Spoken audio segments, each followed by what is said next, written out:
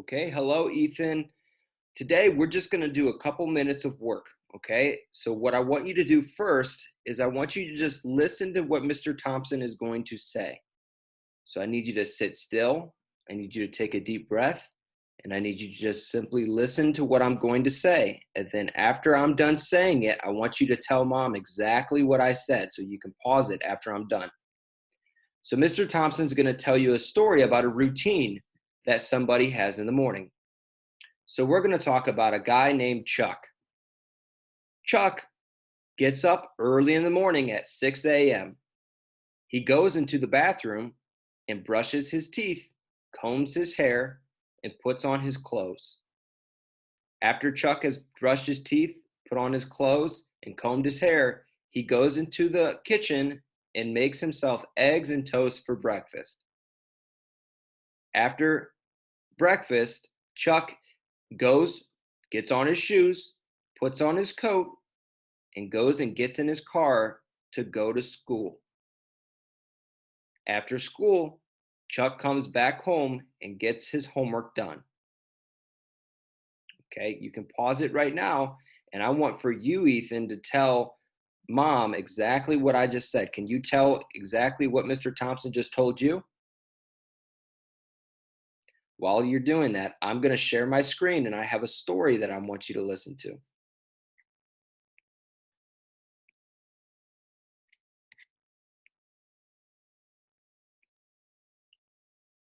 This is Peter Rabbit. And what I need you to do, Ethan, is I need you to listen to all aspects of, or I need you to listen to the entire story. And then you're going to tell mom what happened at the beginning of our story, what happened at the middle of our story, and what happened at the end of our story. Okay? I'm going to go ahead and press play now.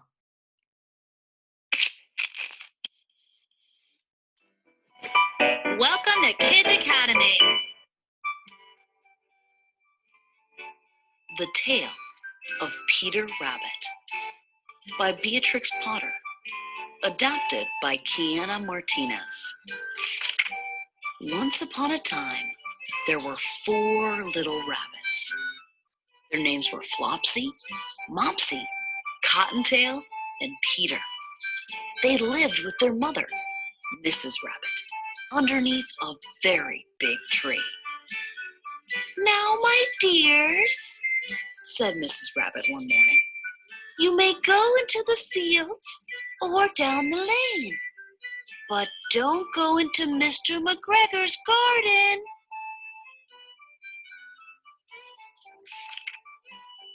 "Your father had an accident there. He was put into a pie by Mrs. McGregor. Now run along and don't get into trouble. I am going to the store." Flopsy, Mopsy, and Cottontail, who were good little bunnies, went down the lane to pick blackberries.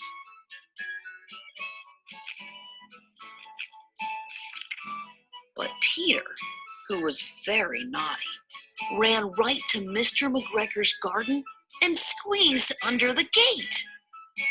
First, he ate some lettuce and green beans. Then he ate some radishes.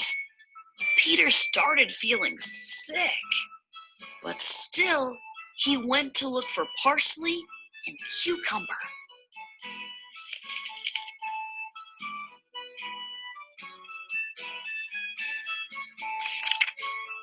Suddenly, he heard a voice cry, "Stop, thief!"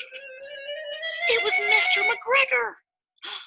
Peter was so scared that he ran all over the garden, forgetting his way back to the gate. He lost one of his shoes in the cabbage and left the other shoe in the potatoes. Peter ran even faster. He almost got away until his jacket got caught on a gooseberry net. Peter began to cry. Mr. McGregor rushed over to try and catch Peter. But Peter wiggled himself free, leaving his jacket behind. He rushed into the tool shed and jumped into a can. Mr. McGregor looked all around the tool shed. He knew that Peter was hiding in there somewhere. As Mr. McGregor searched underneath the flower pot, Peter let out a sneeze. Achoo! Peter knew that he had been found. He took off running again as Mr. McGregor chased him. Peter jumped out of the window. The window was too small for Mr. McGregor. He decided to let Peter go. Later, as Peter tried to find his way home, he saw a white cat sitting by the pond. Peter heard scary stories about cats from his cousin Benjamin. He quickly ran the other way. Who did he run into? None other than Mr. McGregor. He shouted, "I'll catch you this time, thief!" But Peter took off faster than ever. He never looked back or stopped running until he made it home to the big tree. He was so tired that he flopped down onto the nice soft sand and shut his eyes.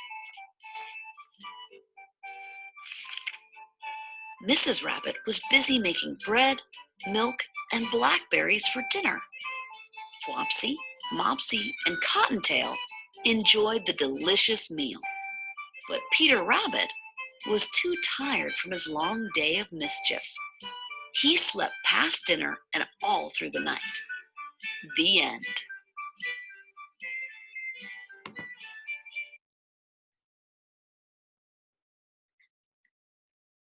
Okay, now, Ethan, all I need for you to do is tell Mom what happened at the beginning of Mr. Peter Rabbit, what happened at the middle of Mr. Peter Rabbit, and what happened at the end of Mr. Peter Rabbit.